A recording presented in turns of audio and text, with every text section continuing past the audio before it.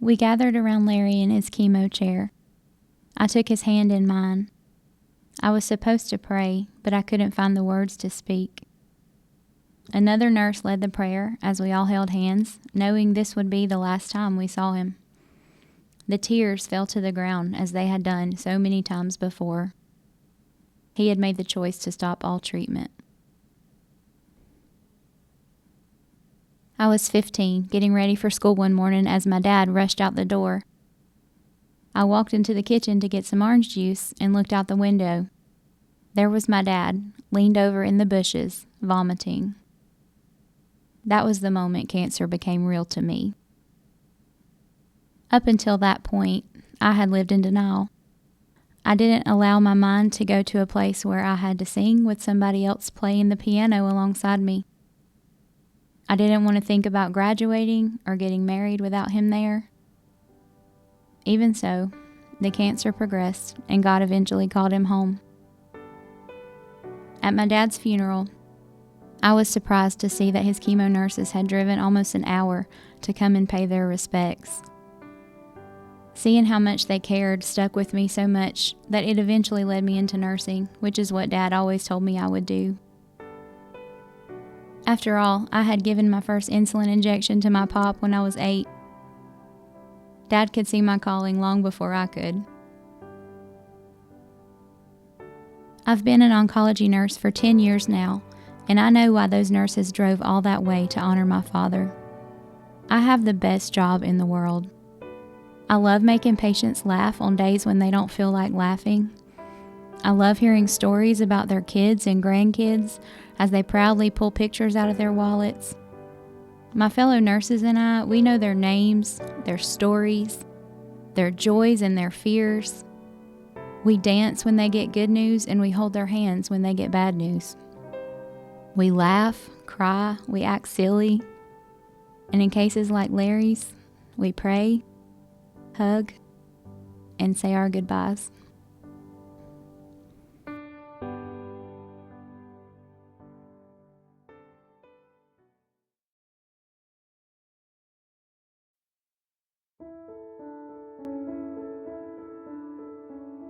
Her screams greeted me at the elevator as I began my day on the third-floor unit. I was so new at nursing. I felt so inadequate. I wanted to help, but nothing we did gave her relief for more than a short time. Weren't we supposed to help? The report said that Mrs. B could receive more medication in 30 minutes. We timed it to the minute. Her pain was intense. We all felt it. When 30 minutes had passed, I stood by her bed. This once vital woman was skeletal, with wisps of short gray hair glued to her head by profuse sweating. Her eyes were large as she focused on me, and she screamed again in pain. I gave her the pain meds, and I held her hand, trying to calm her.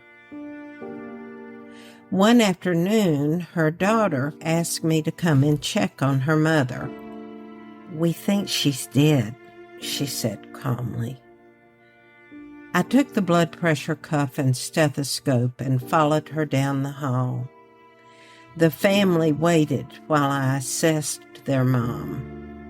It was obvious, but I checked and listened for signs of life. I'd never managed a death before.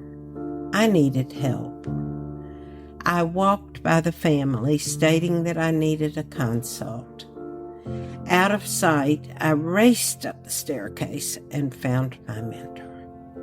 V. Chandler was a wise and wonderful nurse who understood when I said, "I need your help." In 1970, nurses weren't allowed to tell a family that a patient had died. Only a physician could do that.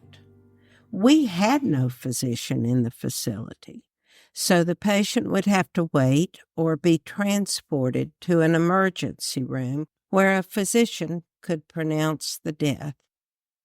I had a hall full of family waiting to know something, and we all knew. V calmly walked to Miss B's bedside, where she now lay peacefully.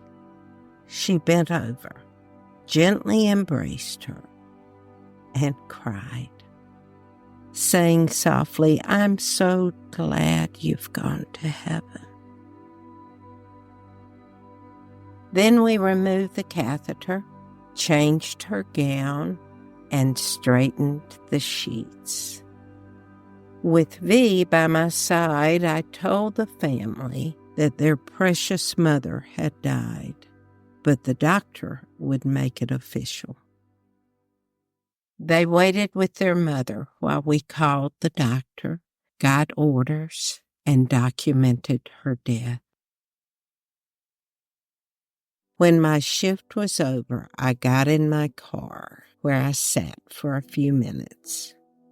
I smoked a cigarette as I quietly thought to myself, I know a little bit more about death now than I did this morning.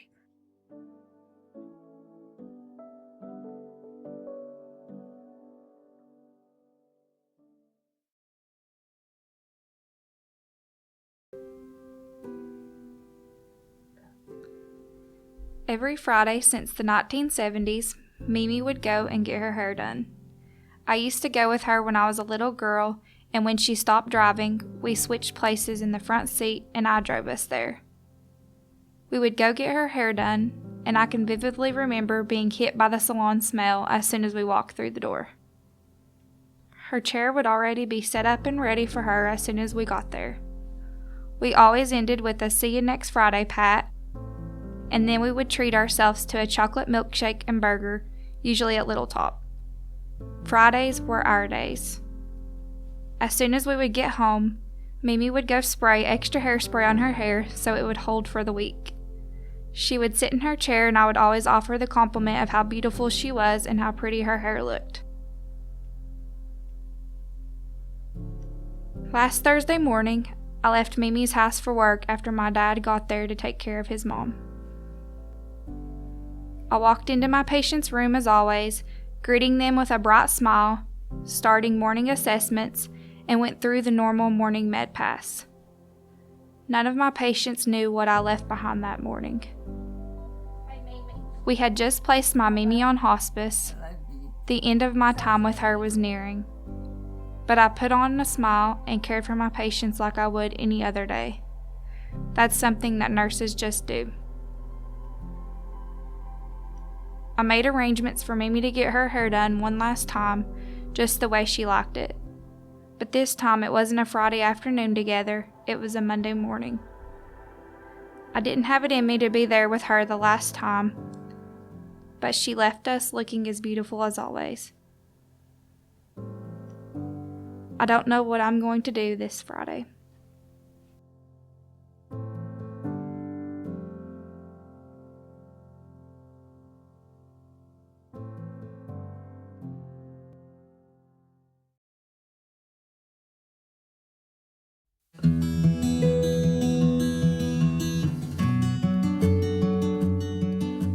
Roberta stopped me outside of room 2607 and said, "Ned, I heard that the family is on the way. Page me when they get here. I wouldn't miss this for the world." I breathed a sigh of relief and said, "Thank you so much for making this happen." She replied, "You were the one who wouldn't let it go." From the very beginning in nursing school, our instructors drilled into us, become the patient advocate. I wasn't really sure what that meant. Early in my nursing career, when I was as green as grass, I was the senior nurse on duty one night when a teenager was brought into ICU post-op from emergency surgery. As I pulled the soiled linen out from under him, I observed rivulets of blood coming from his bandages and onto the fresh sheets. The words just came out of my mouth. I told the surgeon to his face, "You need to take this patient back to surgery." There was an almost audible gasp in the room. Who was I to tell the surgeon what to do? He didn't take him back to surgery, and the outcome was not good. For years, I wondered if I should have tried harder and not let it go. Back in room 2607, I got the call that the family was downstairs at the back entrance. I notified Roberta just before escorting the patient's mother and sister up the stairwell to the unit's back door. Each one of them carried a small dog beneath their jackets. Day shift and night shift were in the process of changing, and several of my colleagues were present, as well as Roberta, the night shift supervisor. The family kept thanking us over and over as they gently placed the dogs on the patient's chest. They didn't have tails, but if this breed did, they would have been wagging. They were also very generous with their canine sugar. They discovered his tears and licked his cheeks. There was not a dry eye in the room. After 10 or 15 minutes, the dogs settled down, each one laying between the patient's chest and his arms. The patient was almost paralyzed, but he somehow formed praying hands above his chest and silently mouthed, "Thank you." Seeing his dogs had been his dying wish. I'm glad I didn't let it go.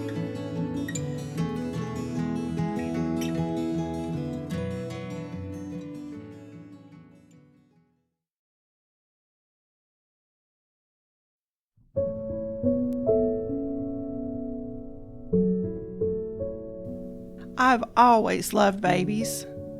When I was in nursing school, the last of my siblings was born and I was in heaven. I took her everywhere. Taught her to swim as a baby, even had her ears pierced at 18 months, despite our daddy's objections. I gave birth to my biological children in my 20s, a girl and then a boy. And I wanted to raise them right. I pushed for perfection.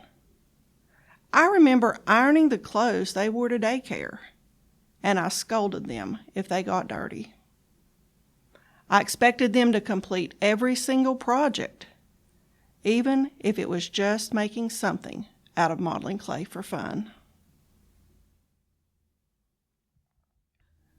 My current husband and I reconnected when my children were in high school. His were in middle and high school. He quickly connected with my passion for babies. I've been a NICU nurse for 38 years now, and I still love caring for babies. It's not always easy. Everyone expects the birth of a baby to be happy, but sometimes it just isn't. Like the time the couple had been married for 17 years and finally conceived. Unfortunately, their baby passed away after only 7 days.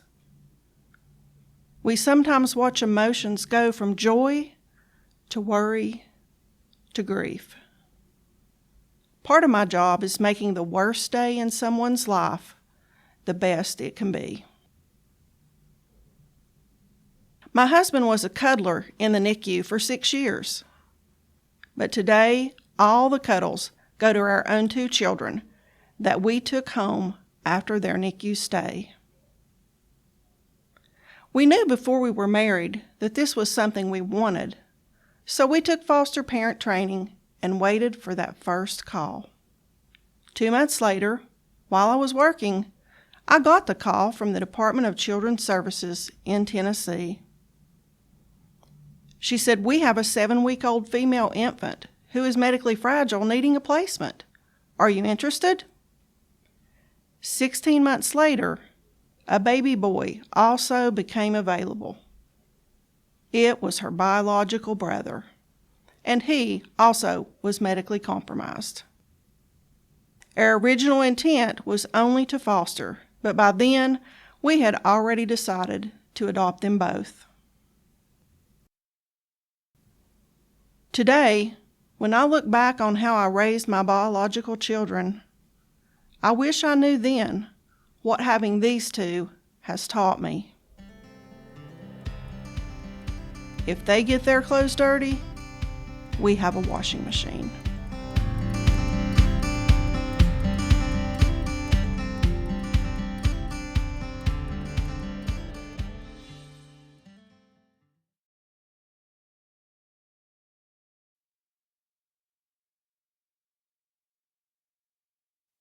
What I love most about nursing is educating.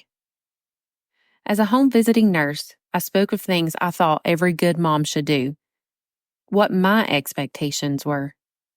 Never cuss in front of your kids. Always be positive and upbeat. Be the chocolate chip cookie mom. I had a lot to teach and to say. I walked into her house and put my bag on the floor. Trash everywhere. I took out my paperwork and began my assessment. A roach crawled across the table and another across my forms. Oh, sorry about that. We have roaches. I cringed inside.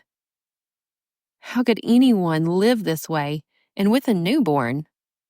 What a terrible mom. Roaches? Several of my home visits are some variation of this. I leave thinking, how are these babies going to survive when these moms can't even keep the house clean? These visits have to change. In my nursing program, we talk about starting with only a small change. I sit on her couch. She doesn't say much.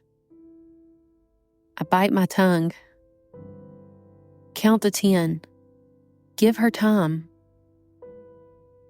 15 seconds feels like forever.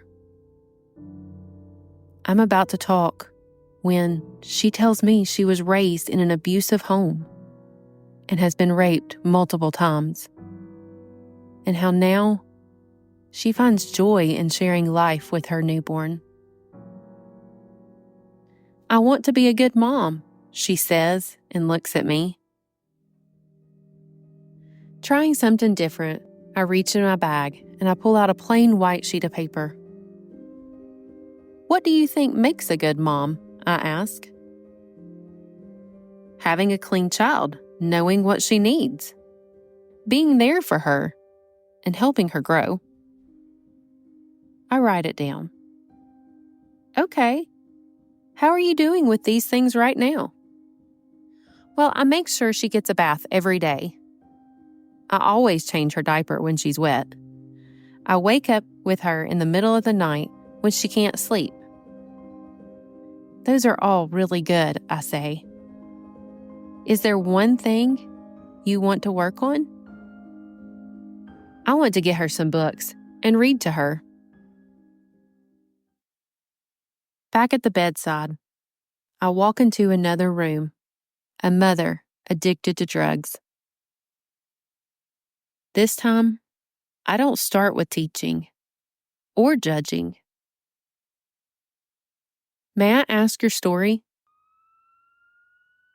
A few years ago, my 7-month-old choked on a French fry. EMS came, but they couldn't get her back. I watched her die in front of me.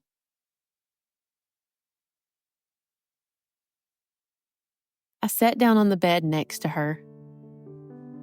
She talked, and I listened.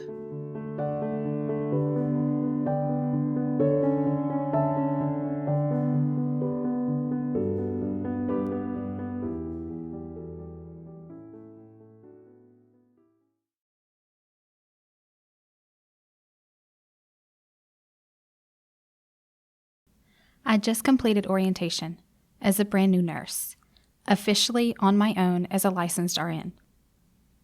I walked into the unit, ready to receive report from the night shift nurse. I quickly realized my 4 patients are very sick. Terrified, I finished with report and start my shift.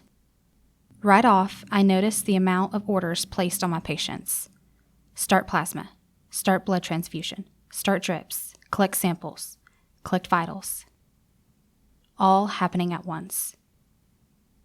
I took a deep breath, trying to focus. Where to start? But I just stood there, overwhelmed. My charge nurse came over. Are you okay? I didn't even hesitate. No, I'm not. I need help. A few nurses jumped right in, hanging drips, starting blood, gathering supplies. Even though they had patients of their own, no one hesitated to help. No one made me feel bad for asking. With everyone's support, I got through the shift. Feeling defeated, I called my mom on the drive home, crying as I told her about my day. I didn't know if I'd be able to care for my patients like I wanted to. Maybe I wasn't cut out to be a nurse. I pulled in the driveway. My phone rang. It was the charge nurse. I answered. She said, I just wanted to check on you and make sure you're okay. I know today was rough. That's when I realized they care. I can do this. I prayed for guidance and strength. With a clear mind, I woke up, got dressed, and drove to the hospital. I faced another shift. With the help of my team, I was able to do it. We face each shift together. We aren't just a team. We're family.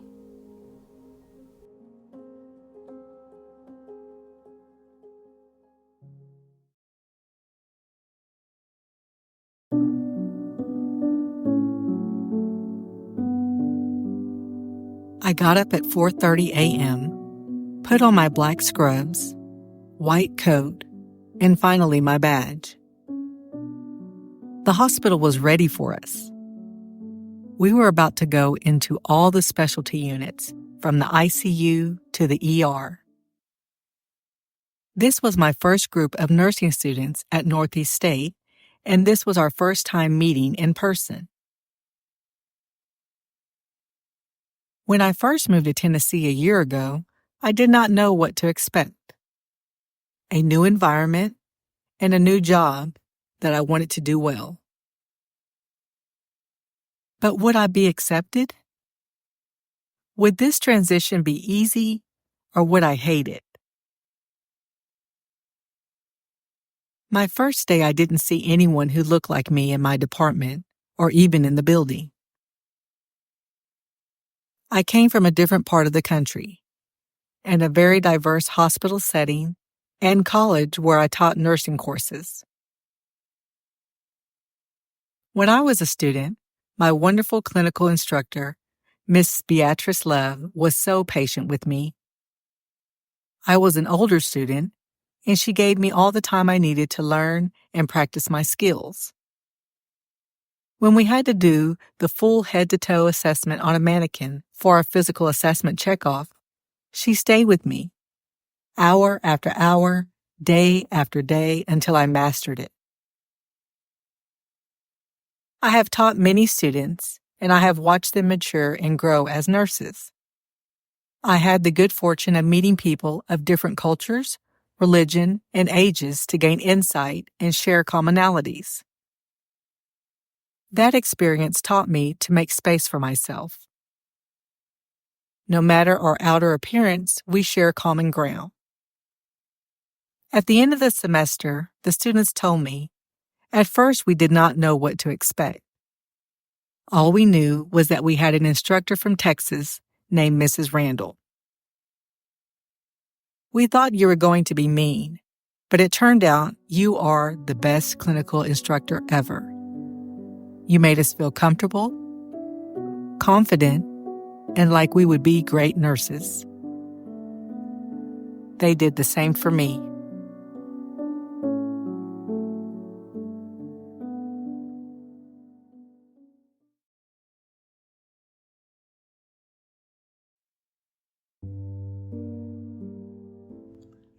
I'd climb in their chairs and watch MASH with them.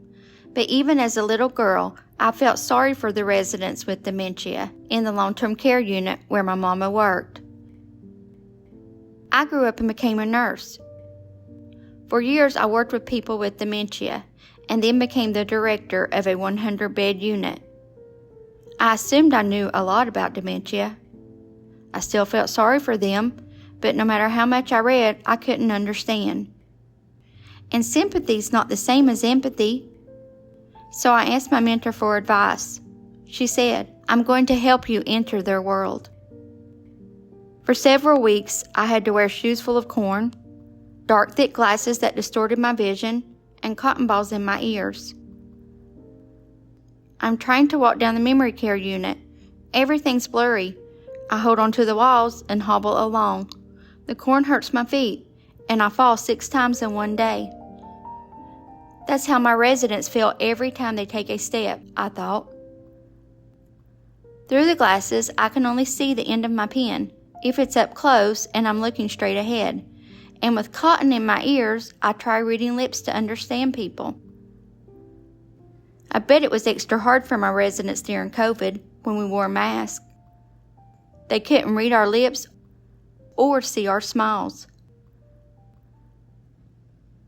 Sometime after that experience, a CNA came to me upset about one of our residents. The staff was trying to deliver meals, and the resident wouldn't stop touching the trays in the cart. If a resident touches them, we have to throw out the food. I understood the CNA's frustration. I pulled up the resident's history. I saw she had worked for 30 years in an elementary school cafeteria, mostly washing dishes. All right went off in my head. She thinks she's helping us. I called the kitchen. Do you have any old plastic dishes that won't break? I put the dishes in her sink and took her by the hand. Do you want to wash some dishes for us? I gave her a towel and washcloth. Oh yes, she said with a smile. She laid them out on her table to dry and then started all over again several times. Now she had a purpose, and we could get through mealtime. I don't know what I would have done before, but I wouldn't have done that.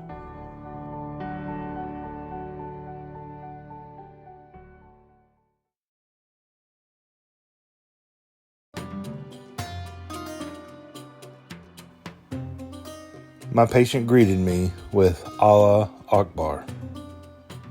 I responded, Amen. God is great. He spoke in broken English, and we both worked diligently to understand what the other was saying.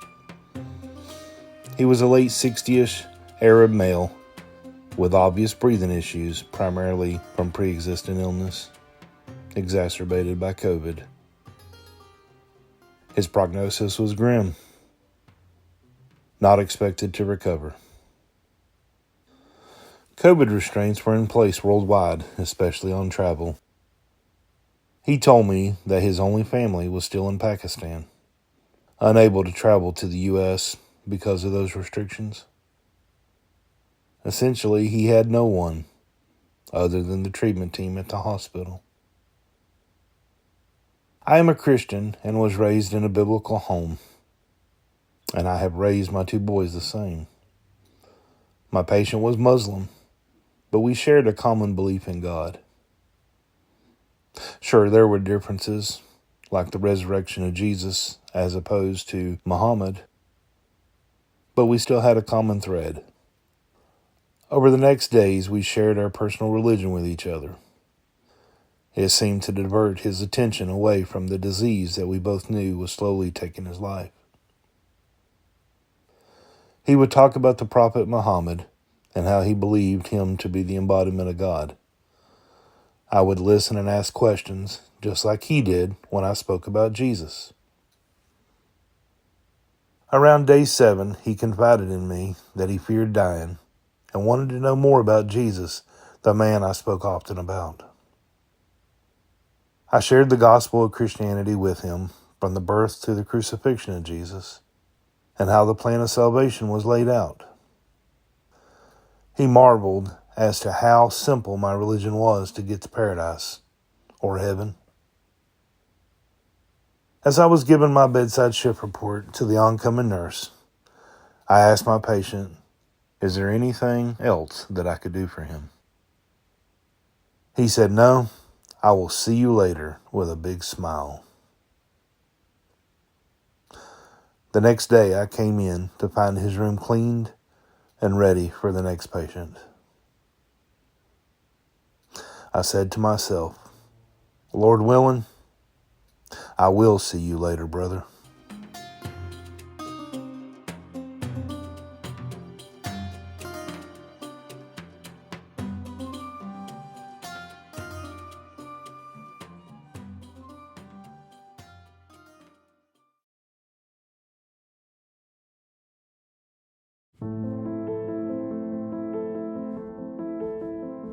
I could hear my heartbeat pounding as I walked into my new facility.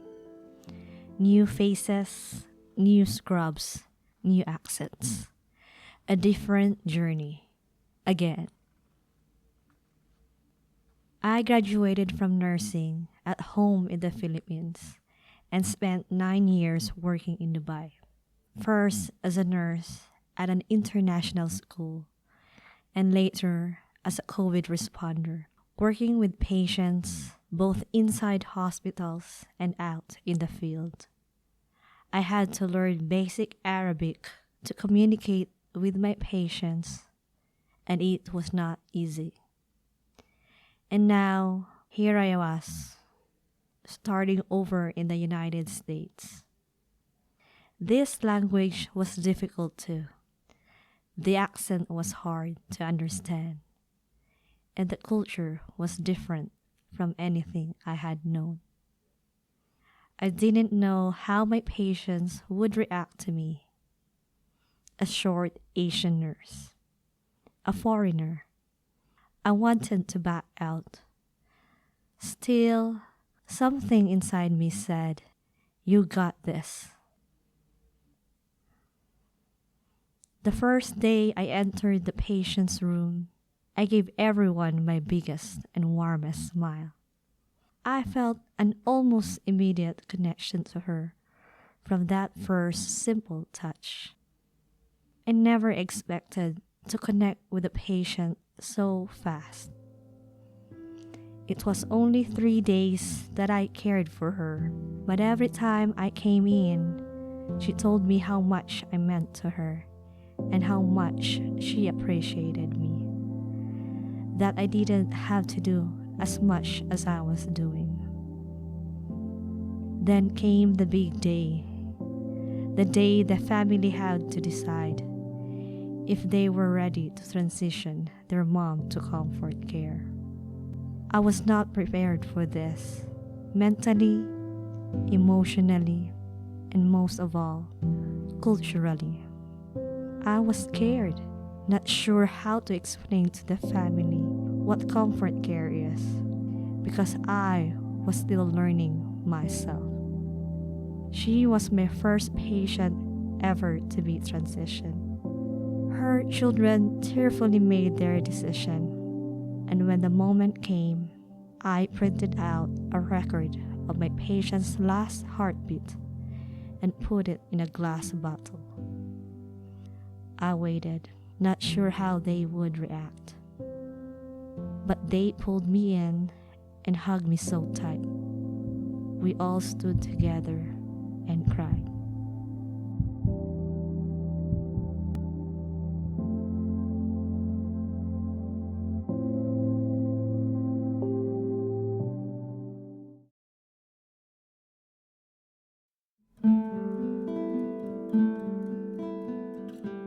I remember pushing the computer on wheels into my patient's room when this was a new procedure and the computer held us time accountable for medication.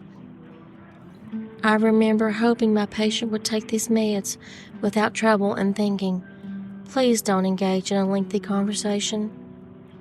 I need to move on to the next patient so I can get all my tasks completed on time. When it came time for my back fusion surgery, I was confident I would be one of the patients who gets up walks and is discharged better than before. Instead, I could barely stand, and the pain was tremendous. I was ordered a CT, and it indicated the need for an MRI due to something suspicious around my hardware and a pool of fluid. I was told that it was nothing, and discharged with no answers, in pain, and unable to really walk. At home, I couldn't get up without falling, and all I wanted to do was sleep. The evening my husband returned home to discover me trying to fry food, but getting ready to fry paper towels instead, he drove me to the emergency room. I do not recall the walk to the car, or the drive to the hospital, or calling my young daughter Nia, George. My WBCs were extremely elevated, and my temperature was 103. I was septic from a surgical site infection and was sent straight into surgery. Afterwards, I felt that I was an imposition to the nurses. They seemed to scurry in and out of my room, never taking the time to get to know me. My room was cluttered, and the full trash bag was left on my bedside table where my food was to be placed. Fresh water was not always provided. No help was offered for personal hygiene or dietary needs, and the call bells for assistance were often delayed or not answered. I didn't speak up. What if this report only made things worse? I was scared and felt alone without an advocate since my family does not have any medical knowledge. Today, I think back on those times wheeling that computer from room to room. Sure, we are engulfed in our daily task, but I fear we have lost sight of our patients. Now, I never enter a patient's room without taking the time to sit, look into their eyes, and just listen.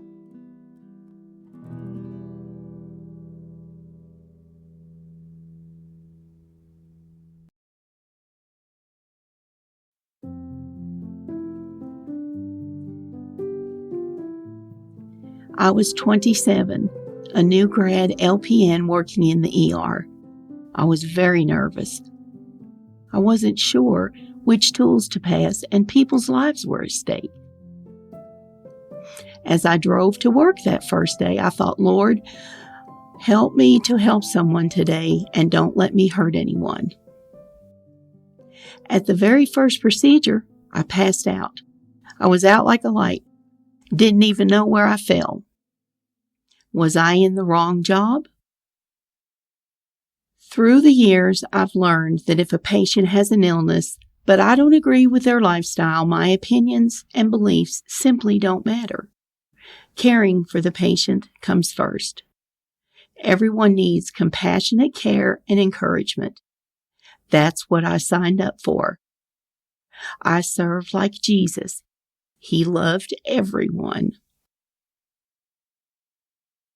As a mother of 3, working at my small community hospital allowed me to be closer to my kids and raise them. Nursing changes so fast, but I have worked with and been trained by the best of the best. Ballard's trainings, informational fairs for nurses, and learning modules on the computer helped me keep up.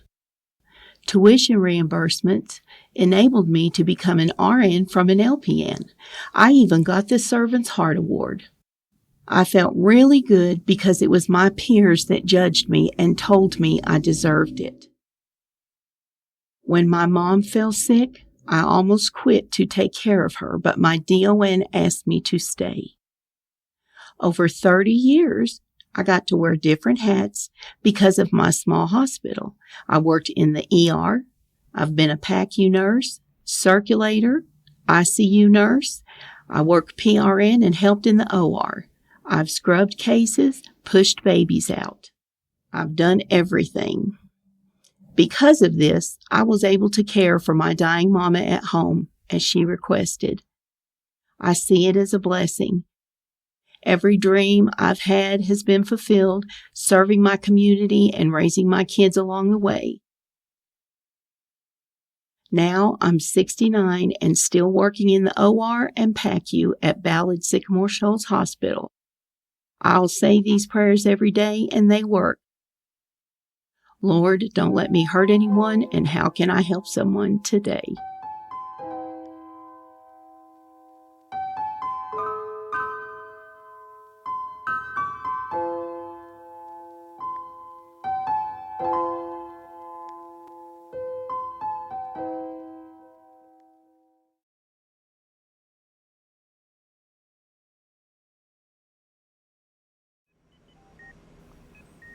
My charge nurse rolled a patient into one of my 5 ER rooms.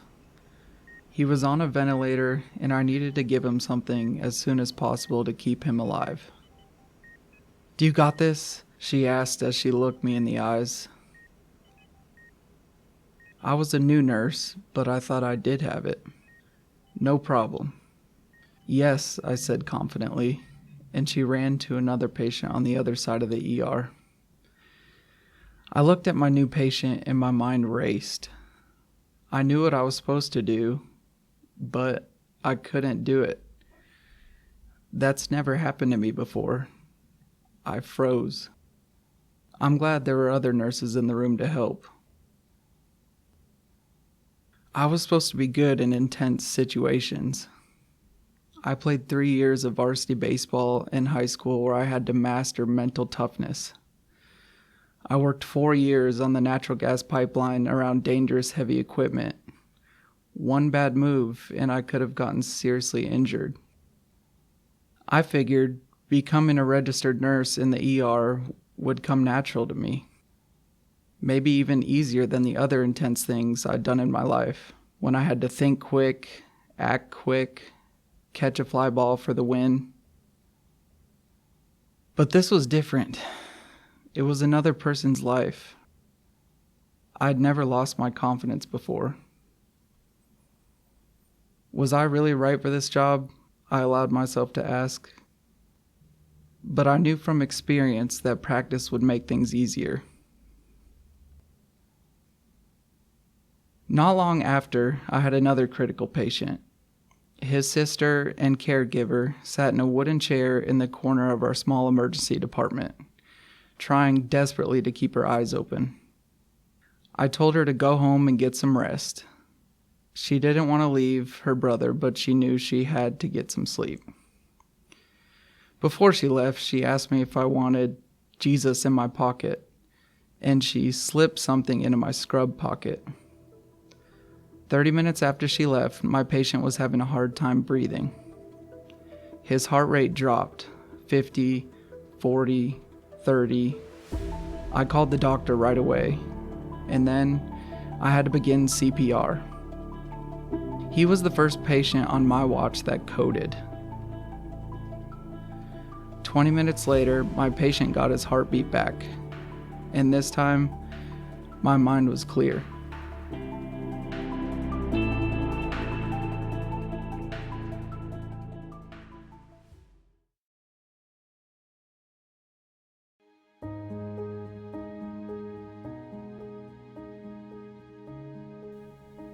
As I pulled into my patient's home, I saw her mother in the driveway, pacing and very upset.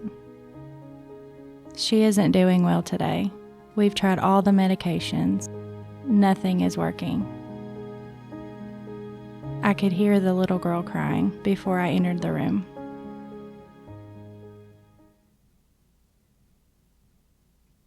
I was sitting at the nurse's desk as another COVID-positive patient was rolled by to their new room. Pulse ox and heart monitors are constantly beeping in the background. Nurses are scrambling around the floor for supplies, and I felt defeated. Nursing school graduation had only been 8 months ago. How was it possible I was prepared to take care of patients so critical? The hallways were full of PPE, and I thought I had a permanent outline of the N95 mask on my face. Every night, I told myself I could do it, and I was capable of caring for my patients. Every shift, it seemed like nothing the doctor or I did was helping these patients get better. Suffering was more common than healing. I desperately needed a change. It was a beautiful spring day when I walked into the little girl's room. Toys were everywhere. Frozen was playing on her television, and her little brother was running circles around the room, chatting about his new Pokemon card. My patient was lying in bed crying her eyes out, squeezing her Elsa doll. "What's bothering you, sweetie?" I asked.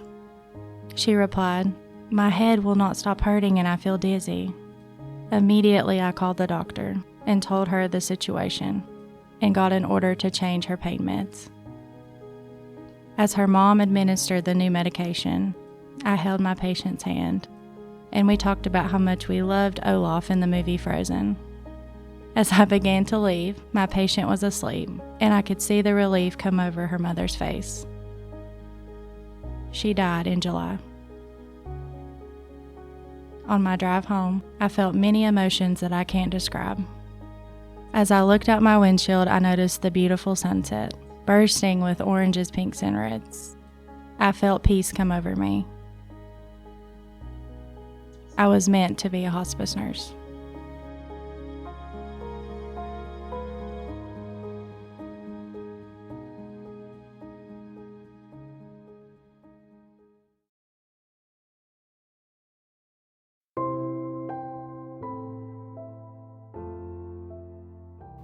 From the time I was born at Sandia Base in Albuquerque to the present day with my Encore husband, I've always loved a man in uniform.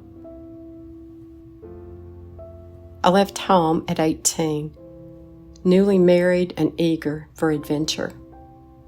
At age 19, my mother entered a nursing home where she would spend her 40s, chained to a wheelchair and a bed until her death.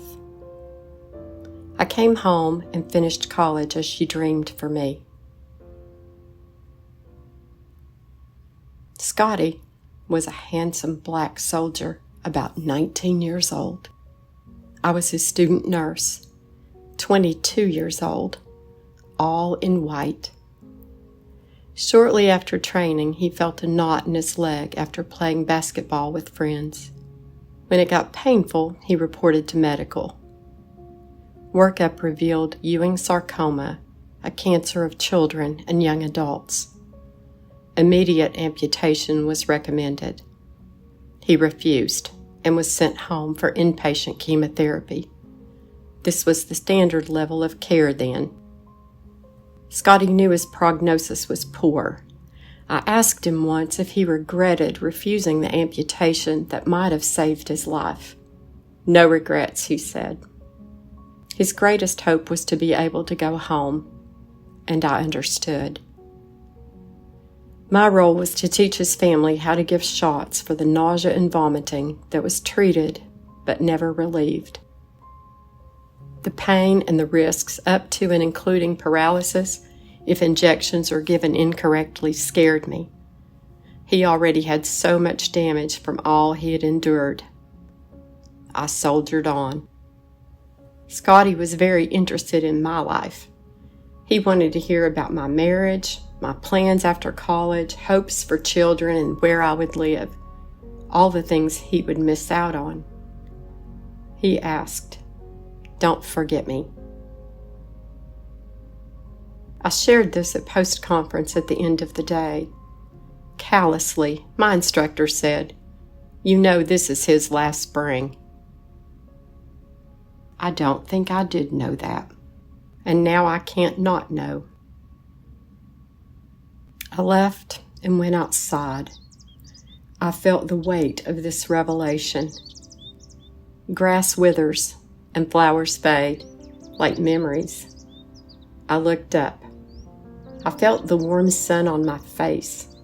I smelled the fresh mowed grass, and I really saw the brave, bright flowers in bloom pushing through the cold ground.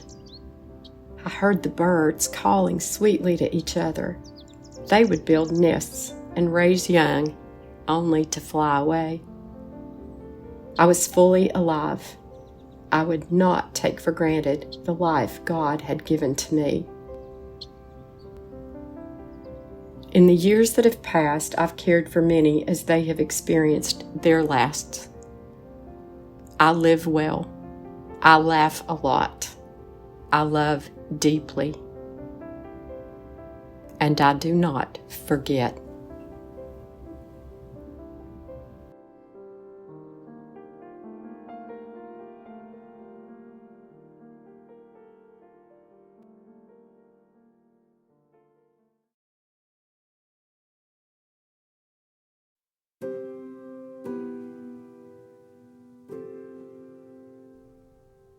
It was November, and cold for Tennessee.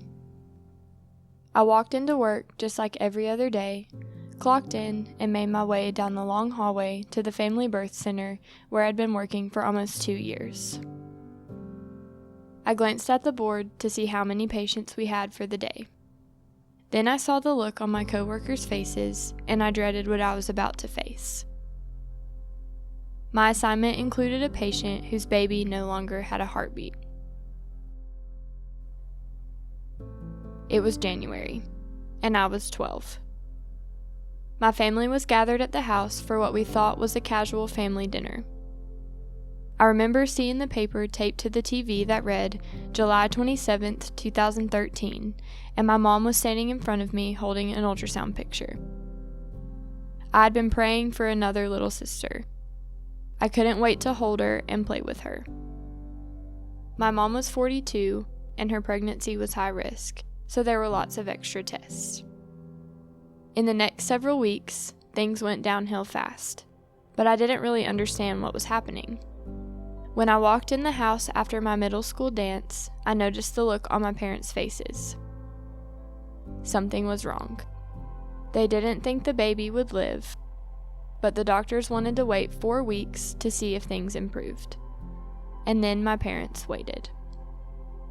My mom was 20 weeks pregnant, and her health was rapidly declining.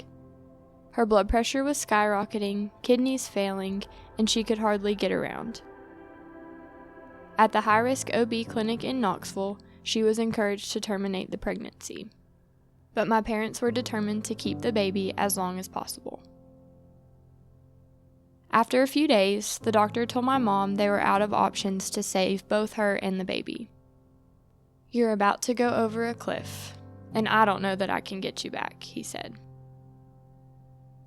That night, Mom delivered my baby sister, Lily. I cried as I held her. We wouldn't be playing dress up, and I'd never teach her how to put on her makeup.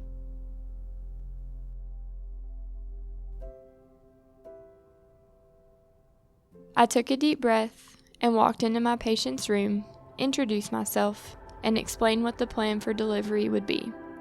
It might be quick, it might be slow, but no matter what happened, I would be there every step of the way. As I cared for her, I couldn't help but think about my own experience, the one that made me want to be a labor and delivery nurse.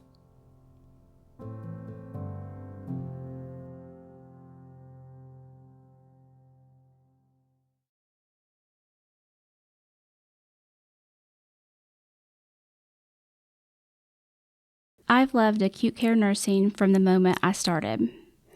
Every day was another opportunity to learn something new and help patients use the knowledge I've gained. Until the virus, which shall not be named. Do everything to save them, the family would say. Like other hospitals, we tried everything. We'd get a group of patients in, then weeks later, they'd begin to code, one after the next. I began wondering, what am I doing here? And why did I choose this? Nightmares, intrusive thoughts of patients lost, flipping like pages in a book. I did 2 years straight through COVID, and I, like so many others, lost a lot. I couldn't go out. I couldn't be around my own family. I cried to the point of hysteria for my patients, my coworkers, for all of the loss. I lost my faith. I lost several family members, I couldn't grieve. And for a while, I lost myself. Yet I went back every day, and I remember saying, I don't know how I'm going to continue to do this, but I have to. I mean, this is my job, and I still love it. Someone said, you're just going to have to separate yourself from it to survive. And somehow I did. And one morning, I met with a fresh new face nervously standing in front of me. I'm with you, she said excitedly. One of my favorite parts of my job has always been precepting new nurses and student nurses. But how could I train anyone in this dark season? I plastered on a smile and tried to be the preceptor she deserved. The irony is not lost on me that during my darkest moment as a nurse, my orientee named Summer came along. Only recently have I been able to start feeling again. Being a preceptor training new nurses helps me fall back in love with nursing. We're all so excited and nervous when we started. I watched new nurses shaking as they're opening a bag of IV fluids for the first time, to months later when they're successfully managing a critically ill patient on 12 different drips. That helps me rebuild myself as a nurse. Being able to teach these young people who are coming into nursing with the same joy that I had helps me regain my joy. The pride I have watching them grow as a nurse helps me remember my relationship with nursing as my calling. It has reminded me why I'm here and why nursing chose me.